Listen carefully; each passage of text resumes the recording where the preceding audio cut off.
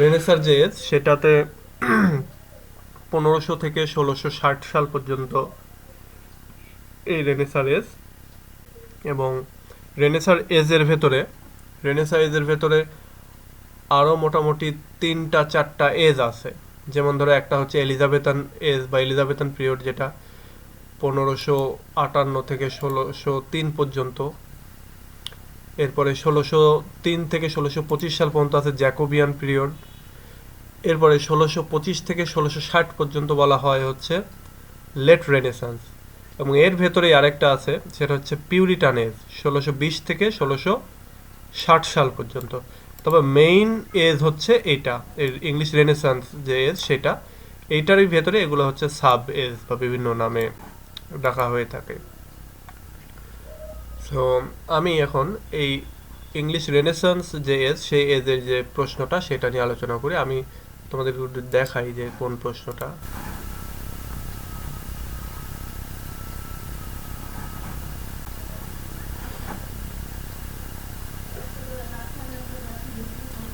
Renaissance, আচ্ছা নেটের স্পিডটা খুব একটা ভালো না।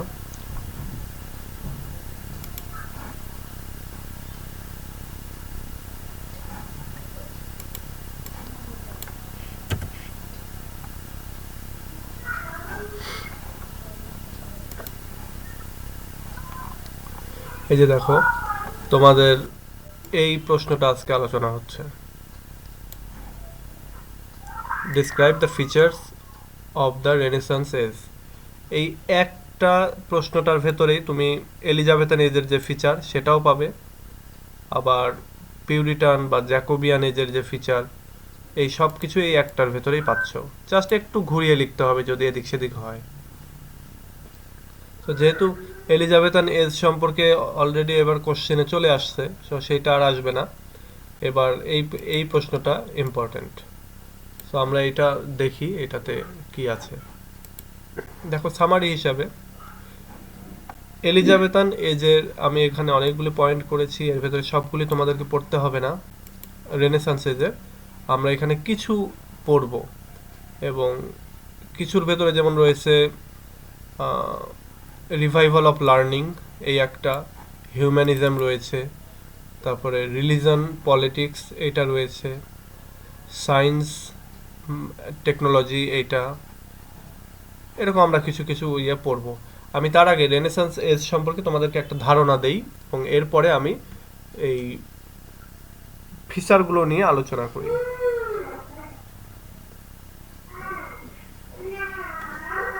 আচ্ছা, তোমরা তোমাদের স্পিকারটা একটু অফ রাখো।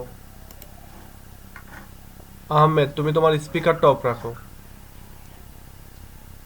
আচ্ছা, এবার আমি রেনেসান্স যে এজ, সেই এজ সম্পর্কে একটু বলি।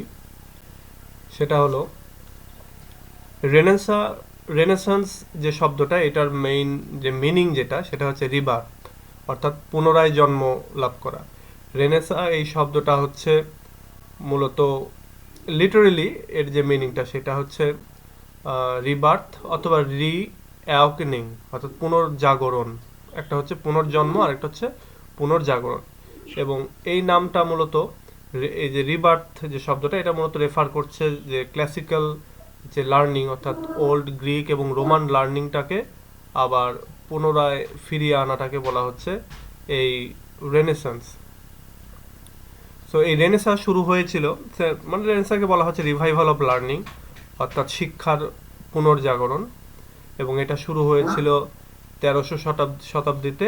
এটা ইংল্যান্ড ইটালিতে শুরু হয়েছিল এবং ইংল্যান্ডে পরবর্তীতে আসে এই 15 সালের দিকে, বা 14 সালের শেষের দিক থেকে 15 সালের দিক পর্যন্ত এটা আসে। এবং ইংল্যান্ডে আসার পরে এটা মূলত এর যে মানে ফুল যে অবস্থাটা সেটাতে এসে চলে আসে। এবং এই রেনেসাকে বলা হয় মানে ইউরোপিয়ান যে লিটারেচার, সেই লিটারেচারের যে মডার্ন যে রূপটা, সেটা আসে এই রেনেসান্স এজের মাধ্যমে। আচ্ছা, এই রেনেসার এজের অনেক ইনফ্লুয়েন্স ছিল। এটা এলিজাবেথান এজকে একেবারে পরিপূর্ণতা দান করেছিল। এলিজাবেথান এজকে লিটারেচারের দিক থেকে অনেক প্রোডাক্টিভ করেছিল, এবং চমৎকার চমৎকার রাইটিং এই সময়টাতে এসেছে। কেন তোমরা যদি খেয়াল করো, এই সময়টাতেই উইলিয়াম শেক্সপিয়ার এসেছে, এই সময় জন মিল্টন এসেছে, আরও বিখ্যাত বিখ্যাত অনেক রাইটারগুলি, যেটা তোমরা এখানে দেখতে পাচ্ছ। এই যে জন ডান এসেছে, John Milton, Edmund Spenser, Christopher Marlowe, Sidney Johnson, এরপরে উইলিয়াম শেক্সপিয়ার এই সময়টাতেই। সো এটা হচ্ছে সবচেয়ে ভালো সময় এই সাহিত্যের, ইংলিশ সাহিত্যের আর কি।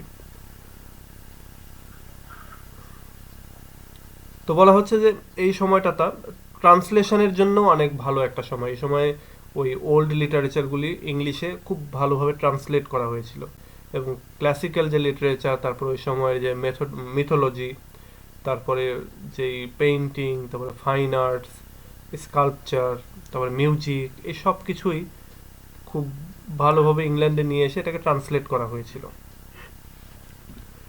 এই রেনেসান্স শুধুমাত্র যে revival of learning, classical learning বোঝায় এটাই না, এটা আরও যেটা বোঝায় যে মানুষের মনের ভেতরে, মানুষের যে মানে জাগরণ, মানসিক যে জাগরণ বা মেন্টাল যে অ্যাওয়াকনিং, সেটা ঘটেছিল। এবং মানুষের যে চিন্তা করার স্বাধীনতা, ফ্রিডম অফ থট, তারপর ফ্রিডম অফ অ্যাকশন, কাজ করার স্বাধীনতা, এই সব কিছুই ছিল হচ্ছে এই রেনেসান্স এজে। এবং রেনেসা মানুষের মনকে মুক্ত করেছিল ওই মেডিভেলিজম থেকে, অর্থাৎ মধ্যযুগীয় যে চিন্তাভাবনা, ধ্যান ধারণা, সেটা থেকে রেনেসান্স মূলত মানুষকে মুক্ত করেছিল। এবং এই প্রসেসটা শুরু হয়েছিল মূলত চসারের এজ থেকে শুরু হয়েছিল, এবং এটা শেষ হয়েছিল বা চলেছিল হচ্ছে পুরোপুরি একেবারে এলিজাবেথান পিরিয়ড পর্যন্ত। এলিজাবেথান পিরিয়ডের সময় রেনেসান্স যে স্পিরিট বা যেই সময়টা, এটা মূলত মানুষের যে সেন্স অফ বিউটি এবং এনরিচমেন্টের যে ধ্যান ধারণা, সেটাকে খুব সুন্দর করেছিল, সেটাকে ডেভেলপ করেছিল। এবং রেনেসান্স পিরিয়ড এদিক দিয়ে ম্যাটারিয়ালিজম এবং ফ্র্যাঙ্ক, তারপরে বোল্ড এনজয়মেন্ট, এগুলোর দিক দিয়ে অনেক পরিপূর্ণতা লাভ করেছিল। এবং রেনেসান্স পিপুলদের মধ্যে বিউটি অফ প্যাশন, তারপরে এই সময়টাতেই মেয়েদেরকে গুরুত্ব দেওয়া হয় আর কি। এর আগে মধ্যযুগীয় চিন্তাভাবনা যেটা হতো যে মহিলাদের চিন্তাভাবনা, মতামত, এগুলোকে গুরুত্ব দেওয়া হতো না। বাট রেনেসান্স এজে এসে, এলিজাবেথান এজ থেকে এটা শুরু হয়। তো এবং এই সময়টাতে ইংল্যান্ডের যে ব্যবসা বাণিজ্য, এগুলো খুব ভালো একটা পর্যায়ে যায় এই সময়। কারণ এটা তোমরা জানো যে গতদিন আমি বলেছি যে চসারিয়ান এজে যে 100 ইয়ার্স ওয়ার হয়, এটার ফলে ইংলিশ চ্যানেলটা নিজেদের দখলে নেয়, এবং এরপর থেকে তাদের ব্যবসা বাণিজ্যে একটা উত্থান ঘটতে থাকে, পজিটিভ উত্থান। এবং ইংলিশ যে কান্ট্রি, এটাও নতুনভাবে উন্নতি লাভ করতে থাকে এবং সমৃদ্ধির দিকে এগিয়ে যায়, এবং তাদের ভেতরে একটা জাতীয়তাবোধের কাজ করে বা বৃদ্ধি পায় জাতীয়তাবোধ যেটা। সো এই দিক দিয়ে রেনেসান্স এজ হচ্ছে গ্লোরিয়াস একটা পিরিয়ড। এবং এই সময়টাতে এই কমার্স, ট্রেড, তারপরে সায়েন্টিফিক ডিসকভারি, তারপরে ন্যাশনালিজম, তারপরে ইন্ডিভিজুয়ালিজম, হিউম্যানিজম, তারপর রিলিজিয়াস যে কন্ট্রোভার্সি, এই সব কিছু মিলেই এটা একটা খুব ভালো একটা এজ। এবং এই সময়টাতে অনেক বড় বড় রাইটাররা ছিলেন, যেমন স্পেন্সার, বেকন, বেন জনসন, তারপরে শেক্সপিয়ার, মিল্টন। এরা এই রেনেসান্স এজের সাহিত্যটাকে অনেক সমৃদ্ধ করেছিল। সো এটা হচ্ছে একটা ব্রিফ ডেসক্রিপশন এই রেনেসান্স এজ সম্পর্কে। এবার আমি রেনেসান্স এজের কয়েকটা ফিচার সম্পর্কে আলোচনা করব, যেগুলো তোমাদের জন্য ইম্পর্টেন্ট, তোমাদের পরীক্ষায় লেখার জন্য। স্যার ক্লাসটা কি স্ক্রিনে রেকর্ড করা হচ্ছে? হ্যাঁ, রেকর্ড করা হচ্ছে।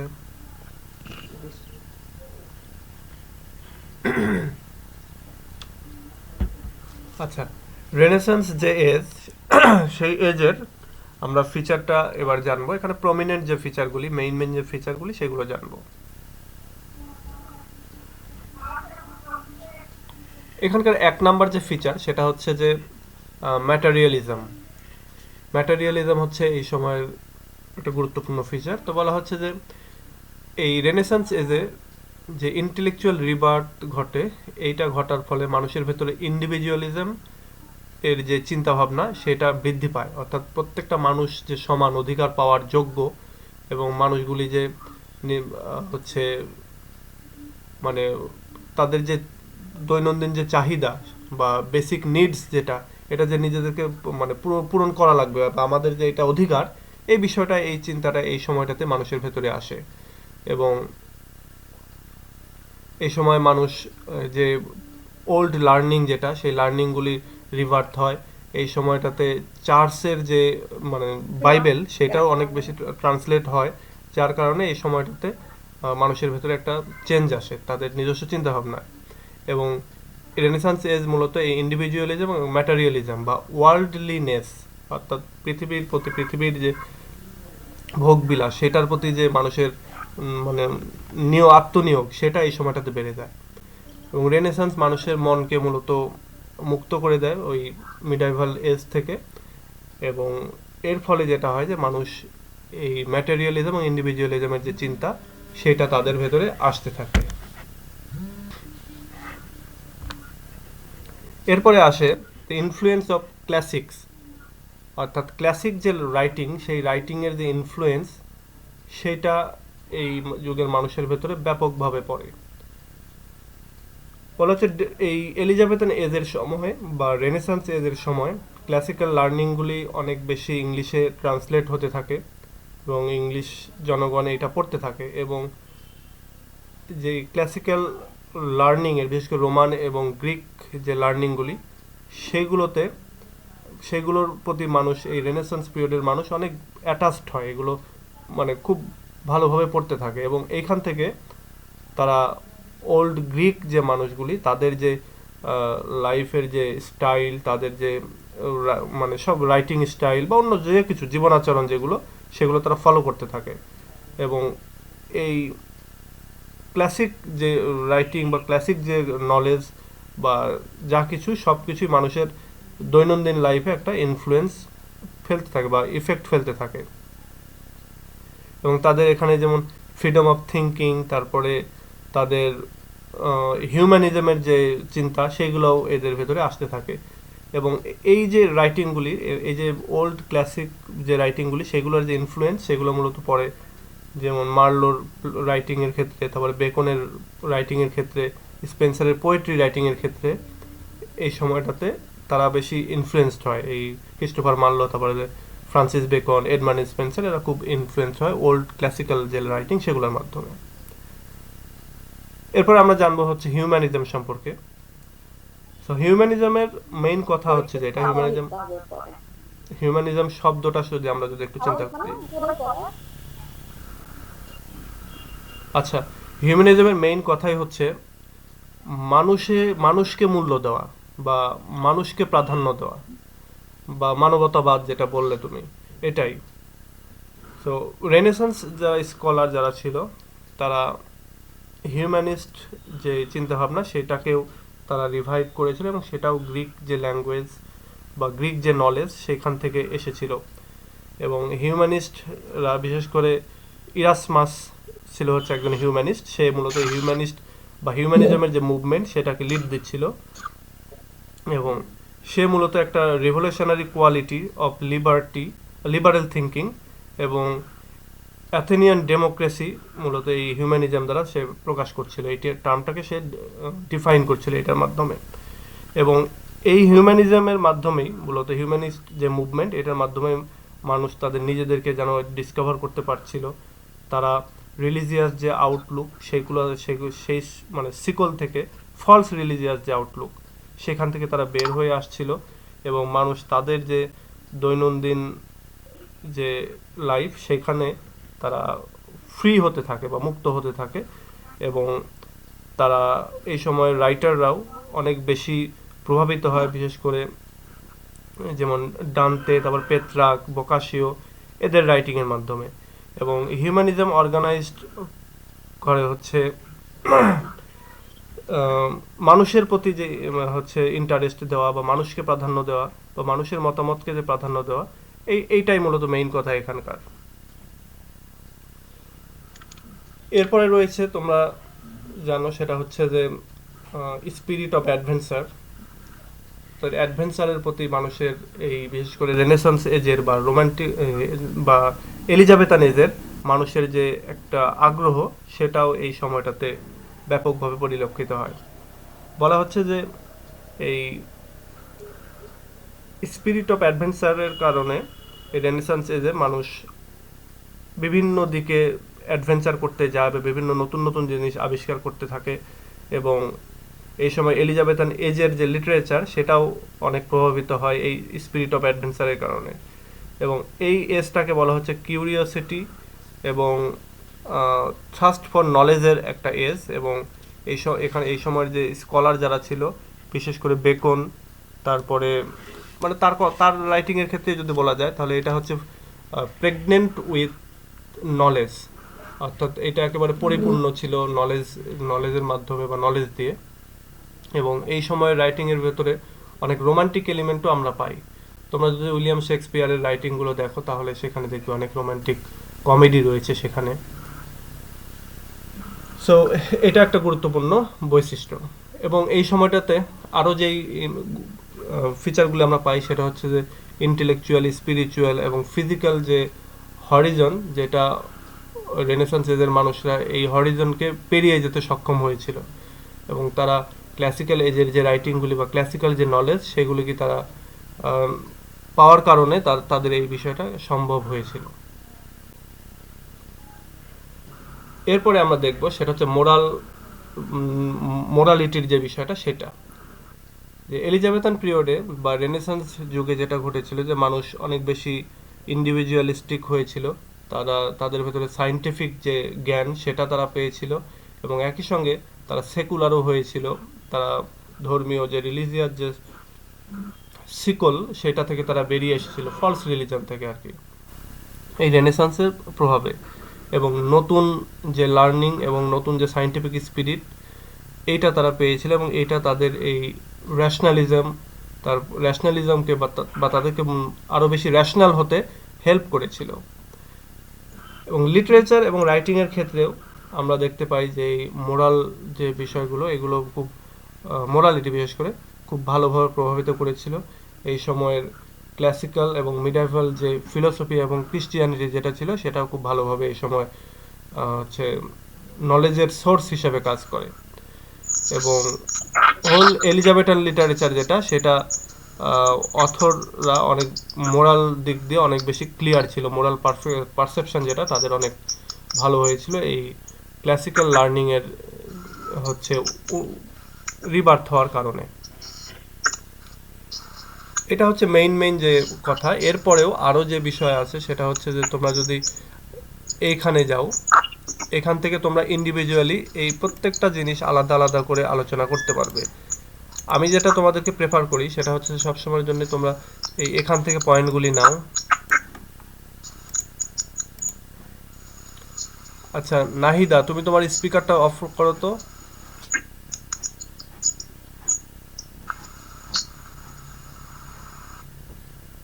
হ্যাঁ, থ্যাংক ইউ। আচ্ছা, এখানে এই যে আমি যে আলোচনাগুলো করলাম এর বাইরেও আরও কিছু আলোচনা আছে, যেমন থিয়েটার হচ্ছে অর্থাৎ নাটক বা ড্রামা ওই যুগের একটা অন্যতম প্রধান বৈশিষ্ট্য। যেমন উইলিয়াম শেক্সপিয়ারের যে রাইটিংগুলি তুমি সেখানে এটা দেখতে পাবে যে এই সময় তার যে ড্রামাগুলি এগুলো খুব ভালো পারফর্ম করতো। সো এই থিয়েটারটাও হচ্ছে রেনেসান্স এজের একটা অন্যতম বৈশিষ্ট্য। এরপরে রয়েছে যেমন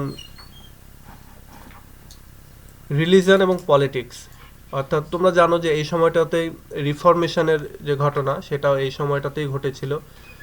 সেখানে রিলিজনের একটা ইম্প্যাক্ট ছিল, এবং একই সঙ্গে পলিটিক্সের যে বিষয়টা সেটাও এই সময় ঘটেছিল। এই সময় তোমার রানী যে এলিজাবেথ সে খুব মানে সে এই সময়টাতেই তার সিংহাসনে আরোহণ করে, এবং সে প্রোটেস্ট্যান্ট এবং ক্যাথলিসিজম এই দুইটা যে ধর্মীয় দল তাদের ভেতরে একটা কম্প্রোমাইজ করে, এবং কম্প্রোমাইজ করে তাদেরকে আর কি তাদের যে ভেতরের যে মুভমেন্টটা বা সংগ্রামটা সেটাকে সে প্রশমিত করে বা অ্যালিভিয়েট করে। তো এই সময়টাতে এই রেনেসান্স এজে ম্যাজিক এর চর্চা হতো, অন্যান্য যে বিশেষ করে লিটারেরি যে ওয়ার্ক সেগুলোর পাশাপাশি ফাইন আর্টস, তারপরে ম্যাজিক, মিউজিক এই বিষয়গুলো নিয়েও আলোচনা, মানে এইগুলো নিয়েও লিটারেচার তৈরি হতো। এরপরে আছে যেমন টেকনোলজি, এক্সপ্লোরেশন। সায়েন্স এবং টেকনোলজির ব্যাপক একটা প্রাধান্য পায় এই সময়টাতে, কেননা ওল্ড ক্লাসিক যে আহ, জ্ঞানের যে জিনিসগুলি, বিশেষ করে জ্যোতির্বিদ্যায় এই সময়টাতে মানুষ বেশ ভালো জ্ঞান অর্জন করে, এবং এই জ্যোতির্বিদ্যার কারণে বা সায়েন্স এবং টেকনোলজি এবং যে এক্সপ্লোরেশন যেটা সেটা খুব ভালো ঘটতে থাকে। Rise of merchant class.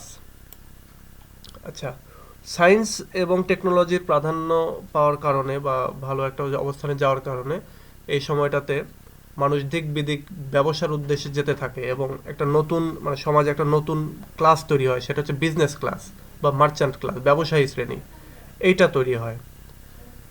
এরপরে এখানে রয়েছে রিফরমেশন। রিফরমেশন সম্পর্কে অলরেডি আলোচনা করেছি একদিন। এরপরে প্রোজ অ্যান্ড রিজন, অর্থাৎ এই সময়টা এই যে এখানে অনেকগুলি মিলে একটা পয়েন্ট তোমরা করতে পারো। যেমন এই সময় লিটারেচারের যে রাইটিংগুলি তার ভেতরে প্রোজ রাইটিং হয়, বিশেষ করে ফ্রান্সিস বেকনের, উইলিয়াম শেক্সপিয়ার, তারপরে মিল্টন, এদের সনেট বা এডমান্ড স্পেন্সারের সনেট রাইটিং এই সময় শুরু হয়। এই সনেট বা এই যে রাইটিংয়ের লিটারেচারের তৈরিতে অনেক রেটোরিক এই সময় তৈরি হতে থাকে, রেটোরিক অ্যান্ড প্রসোডি। একই সঙ্গে এই সময়টাতে স্যাটায়ার, অ্যালিগরি, এই জাতীয় রাইটিংগুলি ব্যাপক হারে হতে থাকে।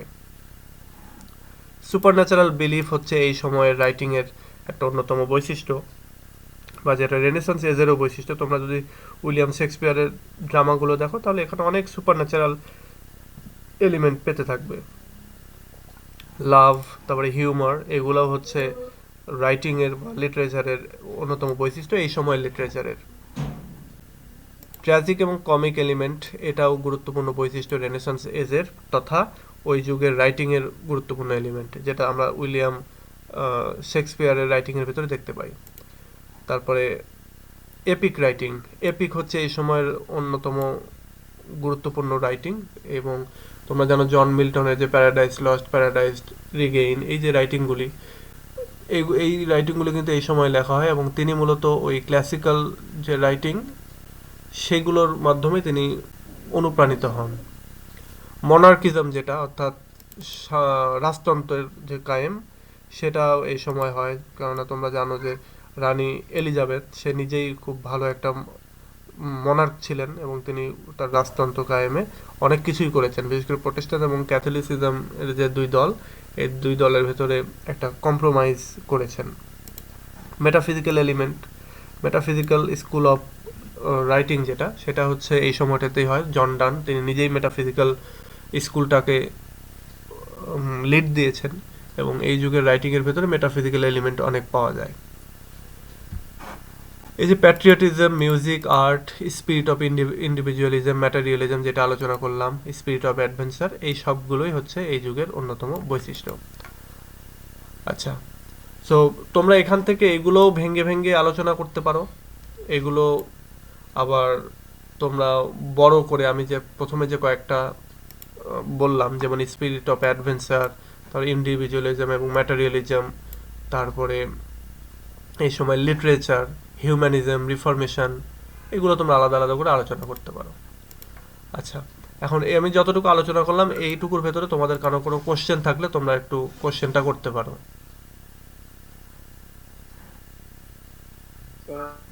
নোট করছে গ্রুপে স্যার, নোট করে স্যার জমা দিচ্ছে, এটা স্যার একটু দেখে দিন সবার। হ্যাঁ, এখনই দেখে দেবো আমি। রেনেসাঁ সম্পর্কে তোমাদের কোনো কথা থাকলে তোমরা একটু বলো। না স্যার, আমরা এটা নোট এটা আবার করতে পারি, করে তখন আপনার যদি কোনো লেখি দেখেন হ্যাঁ হ্যাঁ হ্যাঁ, এটা করা যাবে। আচ্ছা। রেফারেন্স কোটেশন, রেফারেন্স রাখতে সেগুলো স্যার বলে দিয়ে স্যার। না, এই হিস্ট্রিতে তো আসলে ওইভাবে কোটেশন ইউজ করার সুযোগ নাই। হিস্ট্রিতে কোটেশনের সুযোগ নাই। তোমরা যেটা করতে পারো যে তোমাদের যদি বই তোমরা পড়তে যাও, বইয়ে দেখবে হয়তো 3-4-5টা রেনেসাঁ এজের যে বৈশিষ্ট্য সেটা আছে, আর বাকিগুলো নাই, এবং 3-4-5টা অনেক বড় বড়। সো ওই 3-4-5টা বা আরও এদিক ওদিক থেকে আমি এই যে বিভিন্ন রকমের এই যে পয়েন্টগুলি সংগ্রহ করেছি, এই পয়েন্টগুলো যদি তোমরা 1-2-3 এরকম করে দিয়ে যদি এগুলোরই 2-3 লাইন করে বর্ণনা দিতে পারো, তাহলে তোমরা ফুল মার্কস পাবে। তোমাদের বইয়ে তো অনেক বড় করে আছে বা কয়েকটা 4-5টা পয়েন্ট, তো এইভাবে না করে তোমরা ওই 4-5টা পয়েন্টকে যদি ভাঙো তাহলে এতগুলো পয়েন্ট স্যার পাওয়া যায়। বলো। স্যার এখানে আছে the Renaissance period Elizabeth and Jacobean age. হুম এখানে লিটারি ফিচার ওই এজের ফিচারটাই হচ্ছে রেনেসান্সের ফিচার হবে নাকি স্যার? হ্যাঁ হ্যাঁ, যেমন ধরো আমি বলি, এই রেনেসা না এজটা স্যার হচ্ছে এখানে 1500 থেকে 1660 160 বছরের। এই রেনেসা, 1660। হ্যাঁ, এবং এই রেনেসা এজের ভেতরেই আরো হচ্ছে কয়েকটা এজ, যেমন এইগুলা, যেমন 1558 থেকে 1603 পর্যন্ত হচ্ছে এলিজাবেথান এজ, জি sir. Jacobean age, late Renaissance age এবং পিউরিটান এজ। 1558 থেকে, জি স্যার। হুম সো এইগুলোর যা বৈশিষ্ট্য একই সঙ্গে এই রেনেসা এজের একই বৈশিষ্ট্য। আবার রেনেসা এজের বৈশিষ্ট্য যদি যদি তোমাদের পড়া থাকে, তাহলে তোমরা এই যে কোনো এজের যদি মানে ওই বৈশিষ্ট্য আসে, তাহলে তোমরা একটা কোশ্চেনই যদি লিখে দিয়ে আসো তাও হয়ে যাবে।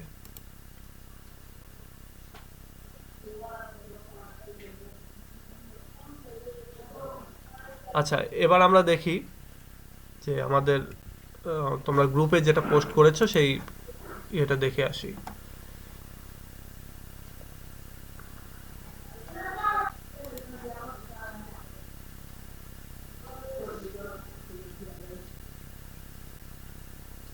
আচ্ছা, নাজিয়া সাইদ তুমি পোস্ট করেছো হচ্ছে, দেখি এটা চসারেজের যে স্যালিয়েন্ট ফিচার সেটা।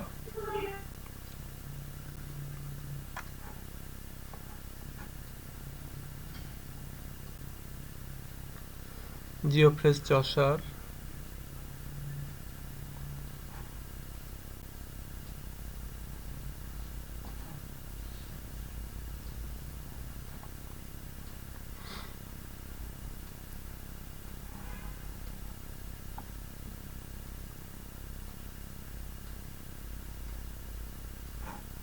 আচ্ছা, পলিটিক্যাল আনরেস্ট। এই যে এইভাবে পয়েন্ট করে দেওয়ার ক্ষেত্রে একটা সুবিধা হয় টিচারদের জন্য, সেটা হচ্ছে তাদের এই ভেতরের এই ডেসক্রিপশনগুলি আর পড়ার দরকার হয় না। তখন তারা কিভাবে 1 2 3 আচ্ছা এইভাবে কি কি লিখেছে, তখন এইগুলো তারা দেখে যায়, এবং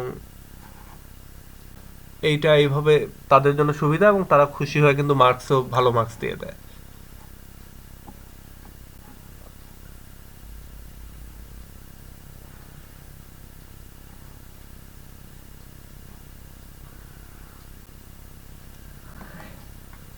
পিজান্ট রিভোল্ট।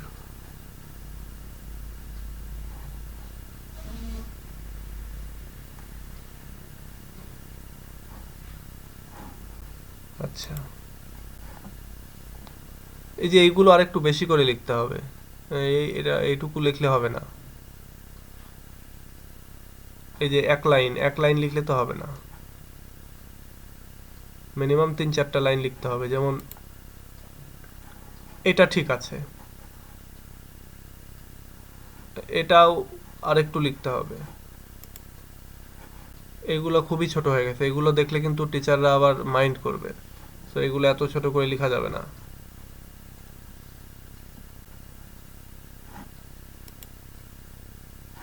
না, এইটা খুব একটা ভালো হয়নি। এইটাতে 4.5 বা সর্বোচ্চ কয়টা পয়েন্ট রাখতে হবে? 5, 4.5 বা সর্বোচ্চ 5 মার্ক পাবে। 5 মার্ক পাওয়া কষ্ট হয়ে যাবে, মানে 50% মার্কসের কথা বলছি, 50% মার্কস পাওয়া কষ্ট হয়ে যাবে এটাতে।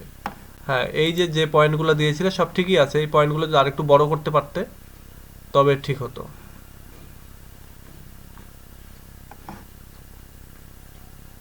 এরপরে আমরা দেখে আসি,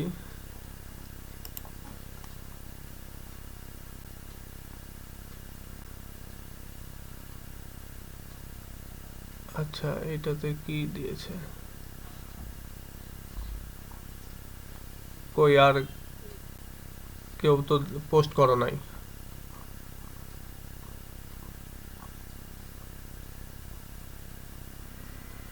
এটা থেকে সিএসপি ইউটিউব চ্যানেল থেকে হিস্ট্রি অফ ইংলিশ লিটারেচারের দেখে নিজে চেষ্টা করলাম, অনেক পড়া বাকি, এগুলো পর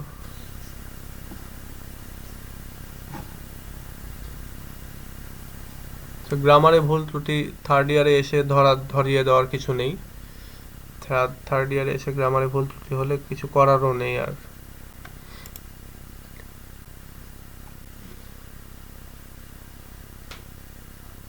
আচ্ছা, এটা একটু অন্যরকম লেখার স্টাইলটা দেখি একটু কি আছে।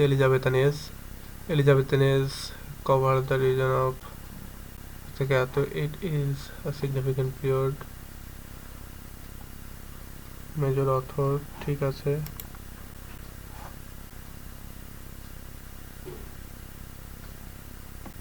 আচ্ছা, এটা তোমার ডকুমেন্ট হিসেবে ঠিক আছে, তুমি হয়তো তোমার জন্য, কিন্তু এটা কোনো প্রশ্ন যদি এইভাবে লিখো মার্কস দিবে না কিন্তু টিচার, যত ইনফরমেটিভ হোক আর যত যেরকমই হোক না কেন, এইভাবে লেখা যাবে না। এটা হয়তোবা তুমি তোমার জন্য একটা ডাটা তৈরি করেছো, সেটা ঠিক আছে, বাট এটা প্রশ্নে কিন্তু এটা লেখা যাবে না। তুমি এটা দেখে হয়তো শর্ট কোশ্চেন বা ব্রিফ কোশ্চেনের জন্য তুমি একটা আইডিয়া পেতে পারো। ব্রড কোশ্চেনে এই যেটা এখানে নাজিয়া সাইদ লিখেছে এটা এভাবে লিখতে হবে। তবে নাজিয়া সাইদের শুরুর দিকটা খুব ভালো ছিল, এই দিকে এইটাতেও যেমন এই পয়েন্টটাকে আর একটু বড় করতে হবে, এই যে এই পয়েন্টটা আর একটু বড় করতে হবে। এই তিনটা ঠিকই ছিল, কিন্তু এইখানে এসে নষ্ট হয়ে গেছে পুরোটাই, মানে 1-1.5 মার্ক এখান থেকে গেছে গা। স্যার হিস্ট্রি ব্রিফ কোশ্চেনগুলো করতে দেবো, হিস্ট্রি স্যার সেখান থেকে বললে হবে? ব্রিফ কোশ্চেন এটা বই থেকে পড়লেই হবে, আর আমি ওটা দাগিয়ে দিব। হ্যাঁ, আমি ওইটা দেখা যাচ্ছে যে 50-60টা, ওটা 2 দিন ক্লাস নিলেই, পরীক্ষার আগে 2 দিন ক্লাস নিলেই ওইটা তোমরা পড়তে পারবা। কারণ এখানে শত শত আছে, শত শত ইম্পর্টেন্ট না। যেমন একটা কবি কখন জন্মগ্রহণ করেছে এটা ইম্পর্টেন্ট না, কবির বাবার নাম কি এটা ইম্পর্টেন্ট না, এগুলো আসে না। আমরা 2টা কাজ করব, একটা হচ্ছে বিগত সালে যেগুলো এসছে এগুলো একবার পড়বো, এবং এর বাইরে যেগুলো ইম্পর্টেন্ট আছে সেগুলো একবার পড়বো একটু, বাস তাহলেই হয়ে যাবে।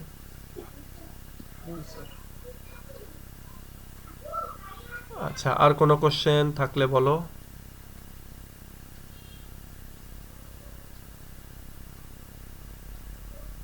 আচ্ছা, 1-2জন খালি নোট জমা দিচ্ছ, এটা তো ঠিক না। সবাই তৈরি করো, সবাই তৈরি করে যেটা বেস্ট হয় সেটা তখন সবাই পড়তে পারবে।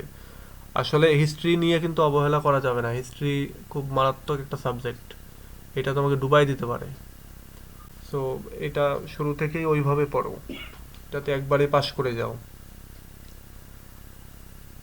হিস্ট্রি। তারপরে থার্ড ইয়ারে উঠলে পাবে লিঙ্গুইস্টিক, ফোর্থ ইয়ারে পাবে হচ্ছে আচ্ছা থার্ড ইয়ারে পাবে লিঙ্গুইস্টিক এবং ক্রিটিসিজম 2টা, ফোর্থ ইয়ারে পাবে হচ্ছে ইএলটি এবং ক্রিটিসিজম, সো ওখানেও 2টা। সো এগুলোর ব্যাপারে একটু সচেতন হয়ে পড়তে হবে। যারা ফেল করে তারা এগুলোতে খুব বেশি ফেল করে, আর এগুলোতে একবার ফেল করলে পরের বার যে তুমি পাস করবে তার গ্যারান্টি নাই, পরের বারও তুমি ওই একই ইয়েতে চলে যাওয়ার সম্ভাবনা থাকে।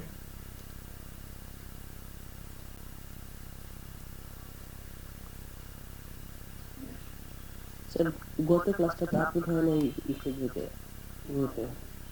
কেন আপলোড হয়নি? এটা কি?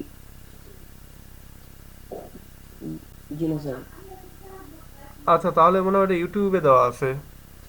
আচ্ছা, আমি আপলোড করে দিচ্ছি, আমি আপলোড করে দেবো, আজকেরটাও আপলোড করে দেবো, ওটাও আপলোড করে দেবো একসাথে।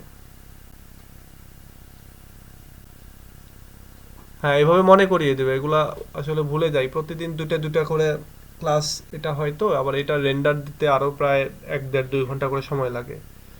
সো এটা অনেক সময় হয় যে আপলোড দেওয়া হয় না, আবার নেটের একটা সমস্যা তো আছেই। মানুষের মানে অন্যান্য দেশে সম্ভবত দিন যায় আরও নেট বা এসব টেকনোলজি জিনিসগুলো আপডেট হয়, আমাদের যেন এটা ডাউনগ্রেড হচ্ছে।